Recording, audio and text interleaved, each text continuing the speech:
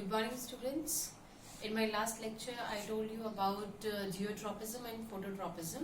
In geotropism, one of the topic was left. It is not a topic, but I just want to tell you about one instrument which measures geotropism.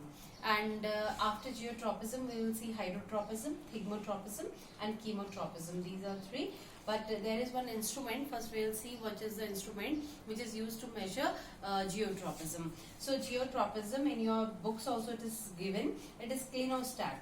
Clinostat is a machine. Not a machine means it is the apparatus. Apparatus in which we can use a flower pot, and it is a machine which rotates. So there is a rotation, there is a wheel which rotates, and in that a flower pot is fixed. So when a flower pot is fixed, it is a diagram. In your book also it is given. The wheel is like this, and you are having a flower pot like this, okay, and a plant is present in it. Then second also they have given diagram A, and this is diagram B with this. They are having a flower pot here like this, okay.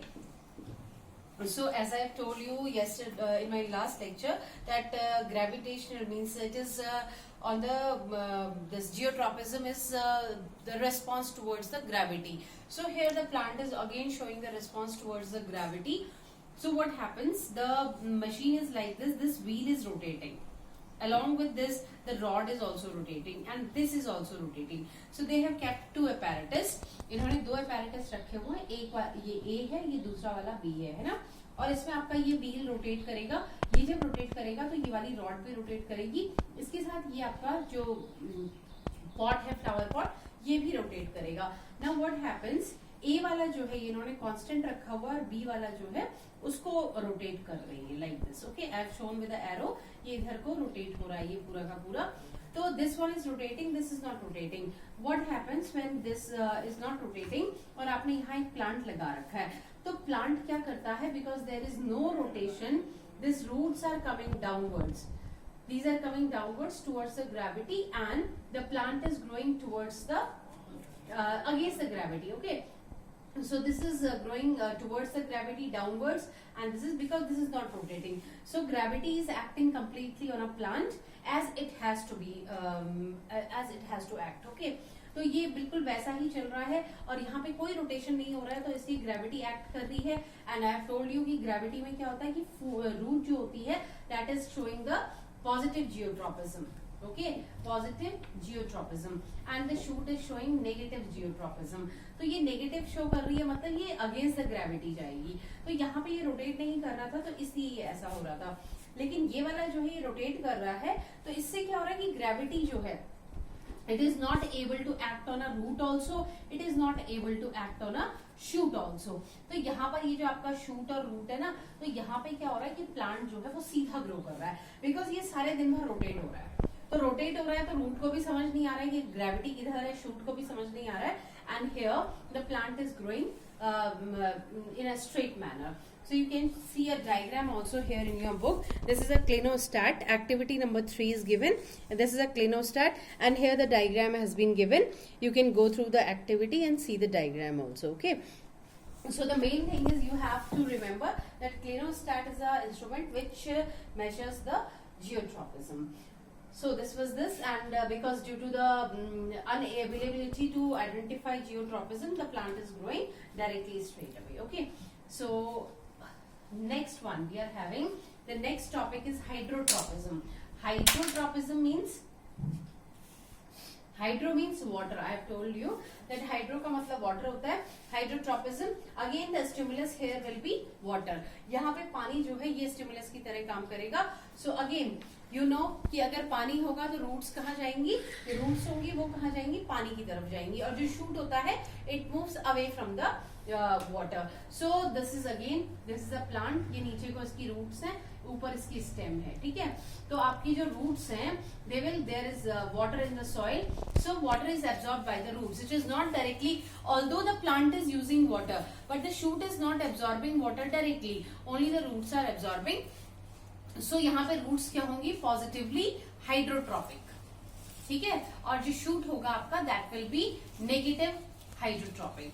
Getting my point. So ये आपका shoot जो है ये क्या कर रहा है, पानी की तरफ रेस्पॉन्स शो नहीं कर रहा है, but the roots are showing. So roots are positively because they are absorbing water from the soil, so they will be called positively hydrotropic. And this is your negative because it is not directly going towards the water, although the roots are taking the water upside. लेकिन ऐसा नहीं है कि shoot जो है अपने आप ही नीचे चला जाए सॉइल के और वहां से पानी लेने लग जाए, मतलब रूट के थ्रू ही आएगा, तो it is negatively hydrotropic. Okay, so this one is your hydrotropism. Next one is your thigmotropism. Thigmotropism का मतलब होता है, thigmo का मतलब होता है टच, है ना. तो जब प्लांट क्या करता है, किसी टच के लिए रिस्पॉन्स देता है, तो दैट इज कॉल्ड थिग्मोट्रोपिज्म. और टच क्या हुआ यहाँ पे, जैसे आपका क्लाइंबर्स होते हैं.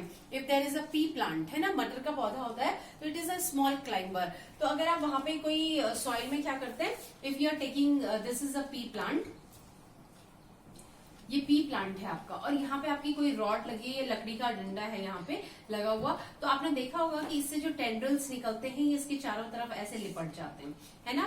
तो ये क्या कर रहे हैं, बिकॉज दीज टेंड्रिल्स, ये जो आपके गोल गोल होते हैं ना, जिसको सपोर्ट होती है, मतलब जो है ना, तो जो सपोर्ट के चारों तरफ लिपट जाते हैं, तो उनको टेंड्रिल्स कहा जाता है. तो टेंड्रिल्स जो होते हैं क्या करते हैं, इनको जैसे ही कोई चीज मिलती है अपने आप को सपोर्ट करने के लिए, वो कुछ भी चीज हो सकती है, that can be iron rod, a wooden stick और वट एवर, है ना, कुछ भी हो सकता है. तो वो उसके चारों तरफ, या कोई पिलर है वहां पे, वॉल है, तो उसके चारों तरफ वो लिपट जाते हैं. तो this is actually a touch. इसका मतलब ये हुआ कि जो प्लांट है, जो क्लाइंबर है, वो समझ रहा है कि यहाँ पे कोई चीज जो है उसको सपोर्ट करने के लिए है. तो as soon as the tendrils touch this support, they wind around it, है ना. तो दिस इज कॉल्ड थिग्मोट्रोपिज्म, कि अगर उनको छू के कुछ चीज ऐसा लगा कि वो उनको सपोर्ट प्रोवाइड कर सकती है प्लांट को, तो they rotate around it. Similarly grape vine, जो आपकी अंगूर की बेल होती है, उसमें भी टेंड्रिल्स आर देयर, तो वो भी कहीं ना कहीं सपोर्ट के लिए क्या करते हैं, they twist around the support. Okay, so this is thigmotropism. Then you are having last one is your chemotropism. Chemotropism होता है chemicals. This question has many times come in the exam. Thigmotropism. So please see it carefully. You are having this. This is a female part. Okay. ये आपका क्या होता है, stigma. This is style. This is ovary. ठीक है. तो ovary में यहाँ ओव्यूल्स हैं आपके, और जब भी क्या होता है, रिप्रोडक्शन हो रहा होता है, तो यहाँ पे आपके पोलन ग्रेन्स गिरते हैं. In 9th standard you have studied that there are pollens which stick to the stigma. ठीक है, स्टिग्मा पे ये स्टिक हो गए हैं. तो जैसे ही यहाँ पे आपका जो पोलन है, ये यहाँ से क्या करता है, पोलन ट्यूब को भेजता है, और तब यहाँ से वो क्या करती है, ओव्यूल में जाती है. तो जब पोलन ट्यूब यहाँ से अंदर आती है ना, पोलन क्या करता है, पोलन ट्यूब बनाता है. तो पोलन ट्यूब बनाने के लिए इट रिलीजेस सम केमिकल्स, यहाँ पे वो कुछ केमिकल्स को रिलीज करता है, और उस केमिकल के रिलीज होने से ही ये पोलन ट्यूब क्या करती है, पूरे स्टाइल में पेनिट्रेट करके ओवरी में चली जाती है.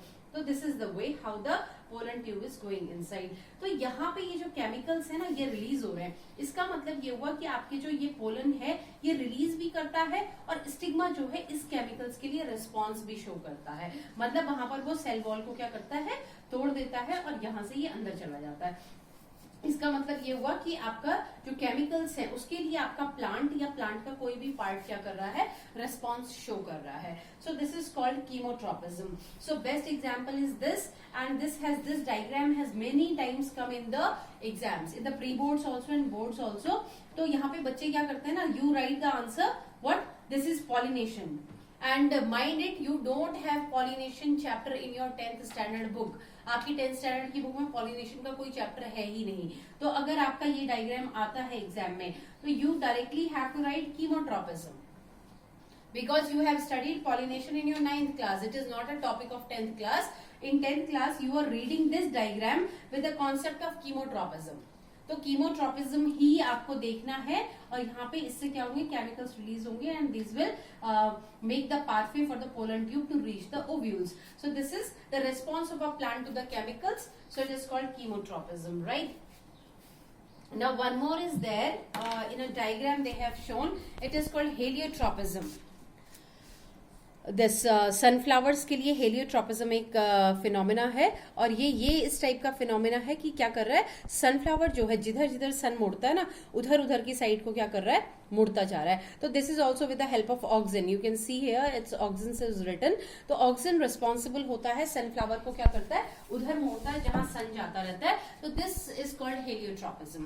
तो heliotropism this also can come in exam with a sunflower as a diagram. तो सनफ्लावर डायग्राम में आता है, तो दैट इज हेलियोट्रोपिज्म. ये आपको again you have to go through. So there are 2-3 activities in a book. You yourself have to go through and read them. If you feel any doubt or any problem is there, you can ask me. Okay, for today the chapter has been finished, so we'll go to the exercise, or we'll see it in the class. The exercise we can do in the class also. So the chapter is over. We'll start a new chapter for the next session. Okay, thank you.